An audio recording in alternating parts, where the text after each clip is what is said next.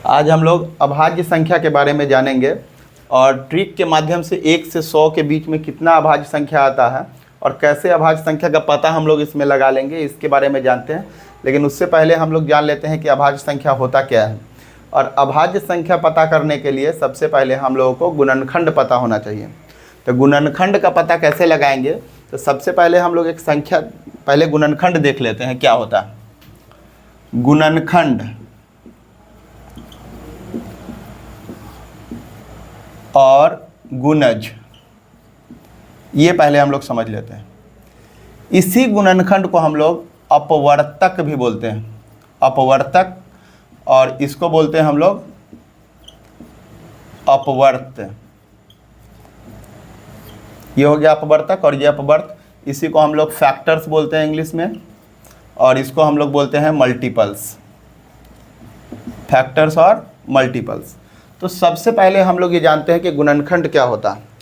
तो सबसे पहले गुणनखंड के बारे में जानने के लिए, गुणनखंड एक वैसी संख्या है जिससे कोई भी संख्या पूर्णतः विभाजित होता है, उसी को हम लोग उस संख्या का गुणनखंड कहते हैं।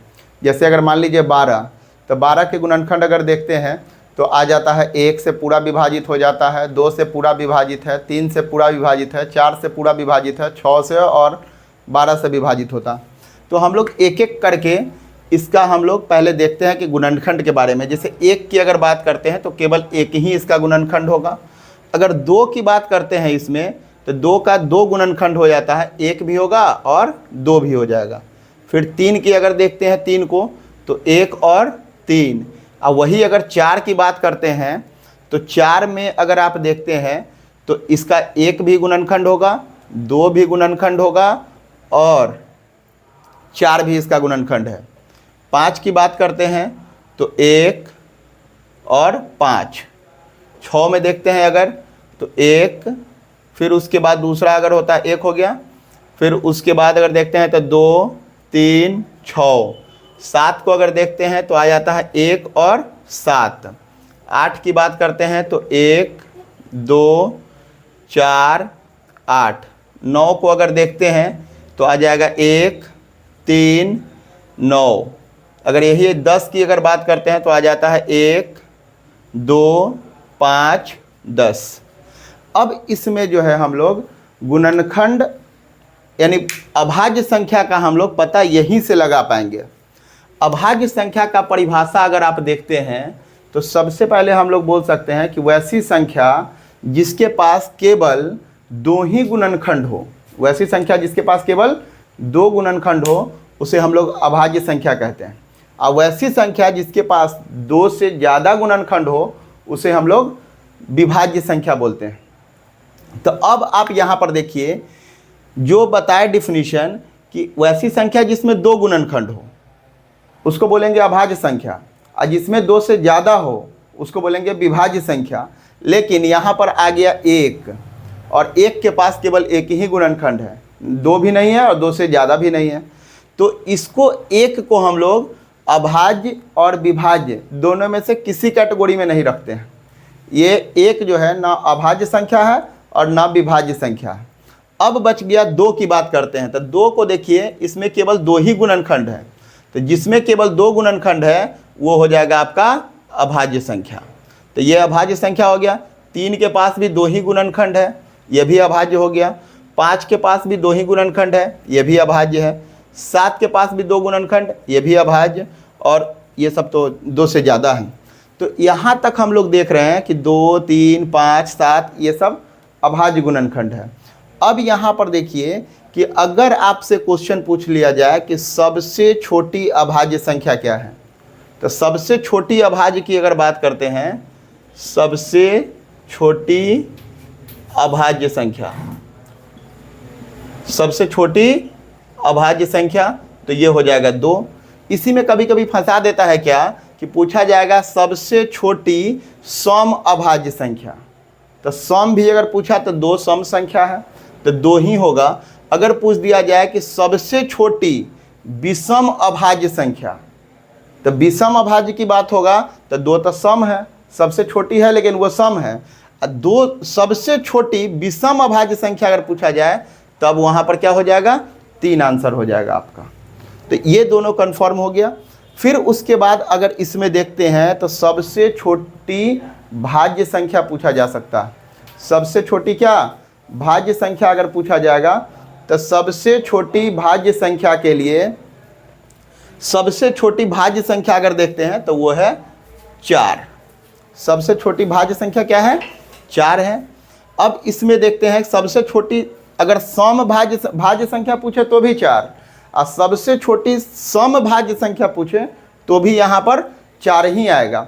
फिर उसके बाद अगर देखते हैं कि अगर क्वेश्चन पूछ दिया जाए कि सबसे छोटी विषम भाज्य संख्या क्या है, तो विषम भाज्य की अगर बात हम करते हैं तो विषम में भाज्य संख्या अगर देखिए तो 4 भाज्य संख्या है तो सम है, 6 भी सम है, 8 भी सम है, 9 जो एक भाज्य संख्या है जो क्या है विषम है।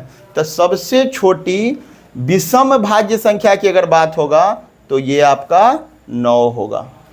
तो इससे आपको बहुत सारा प्रश्न यहीं से हो गया कि सबसे छोटी भाज्य संख्या क्या है तो 2, सबसे छोटी अभाज्य संख्या तो 2, सबसे छोटी सम अभाज्य संख्या तो 2, सबसे छोटी विषम अभाज्य संख्या तो वो हो जाएगा 3, सबसे छोटी भाज्य संख्या तो 4, सबसे छोटी सम भाज्य संख्या तो भी 4, सबसे छोटी विषम भाज्य संख्या तब होगा आपका 9।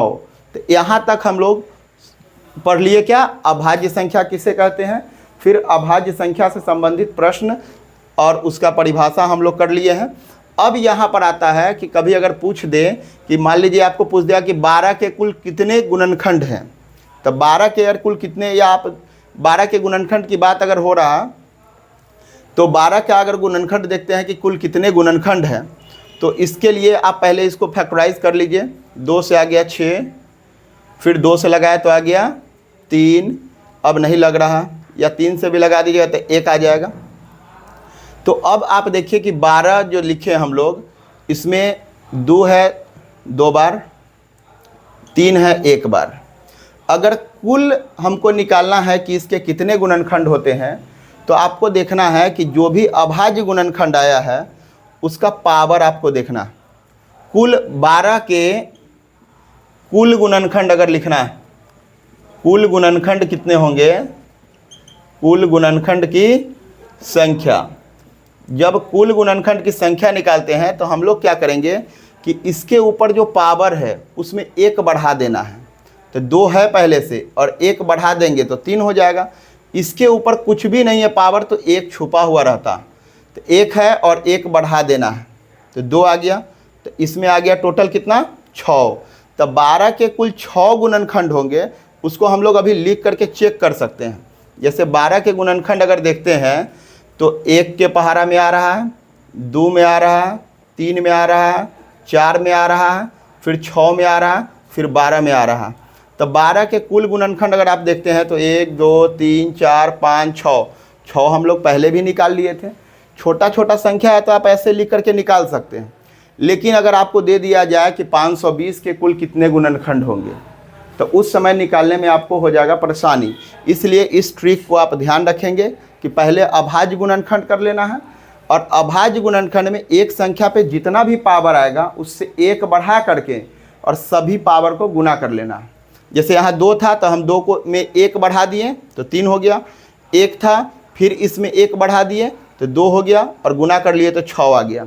इसी ढंग से अगर आपको मान लीजिए एक बड़ा सा क्वेश्चन अगर दे दिया जाए, एक क्वेश्चन अगर आपको इसी में अगर आपको दे दिया जाए कि 180 के कुल कितने गुणनखंड हैं, तो 180 के गुणनखंड की संख्या निकालने के लिए 2 से लगाएंगे तो 90, फिर 2 से लगाएंगे तो 45, फिर उसके बाद 3 से लगाएंगे तो आ जाएगा आपका 15, फिर 3 से लगाएंगे तो आ जाएगा 5। अब पहले इसका अभाज्य गुणनखंड लिखते हैं। 180 में 2 आ गया 2 बार, 3 भी आ गया 2 बार और 5 आ गया है 1 बार। अब यहाँ पर देखिए 180 के कुल गुणनखंड की संख्या, तो इसकी संख्या निकालने के लिए क्या करना पड़ेगा कि सबसे पहले आपको देखना क्या है कि 2 पर कितना पावर है, तो 2 पावर है तो 1 बढ़ा लेना है तो 3 आ जाएगा। 3 पर कितना पावर है तो 2 पावर है, इसमें भी आपको क्या करना है तो 1 बढ़ा लेना है।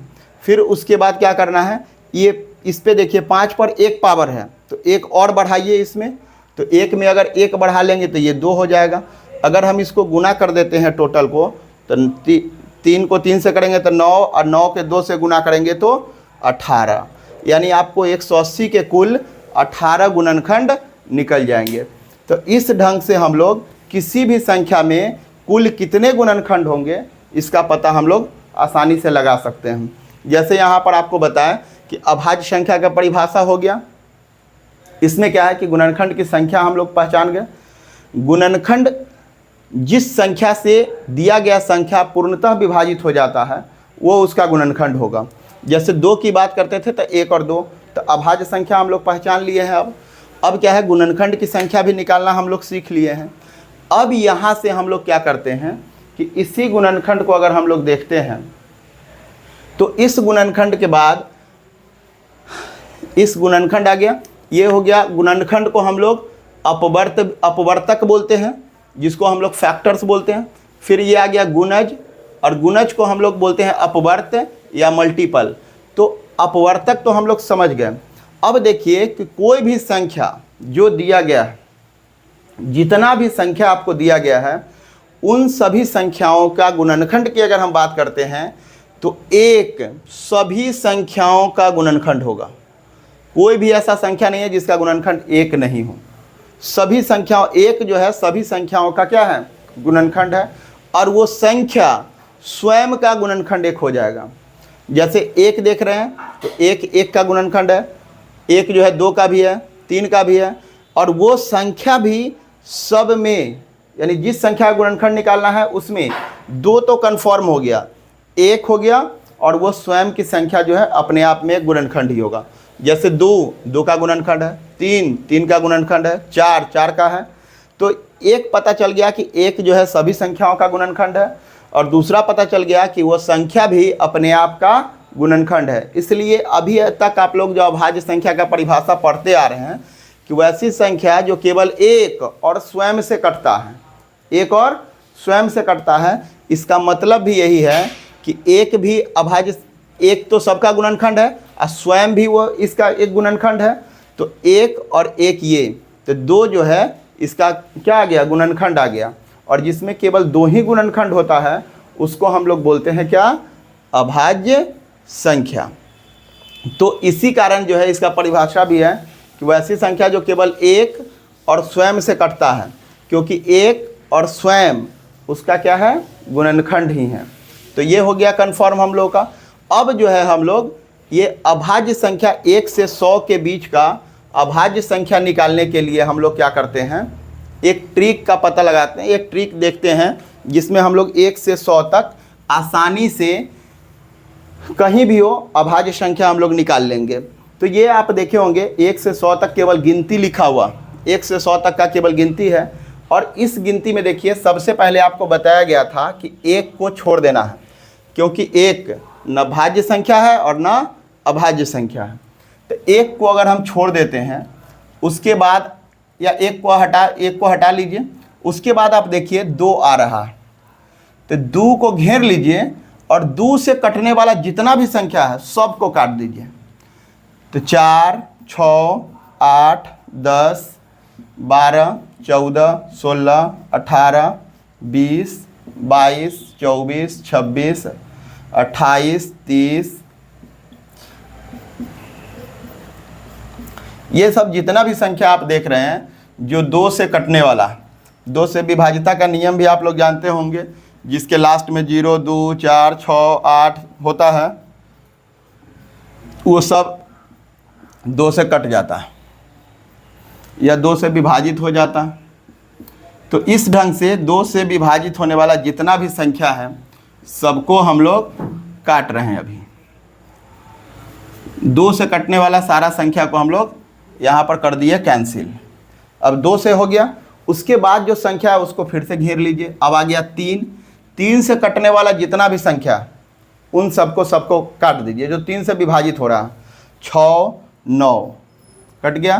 फिर उसके बाद 12 आता है, 15, 18, 21, 24, 27, 30, फिर 33, 36, 39, फिर उसके बाद देखते हैं 42, 45, 48, 51, फिर उसके बाद 54, 57, फिर उसके बाद 60, फिर उसके बाद 63, फिर 66, 69, फिर उसके बाद 72 और 75, 75 के बाद देखिए 78, 81, फिर उसके बाद 84 और 84 के बाद 85, 86, 87, 87 भी आपका कट जाएगा। उसके बाद हो गया 90, फिर 90 के बाद आ गया आपका 90 के बाद आ गया आपका 93, फिर 96, फिर 99, ये 3 से कटने वाला हो गया।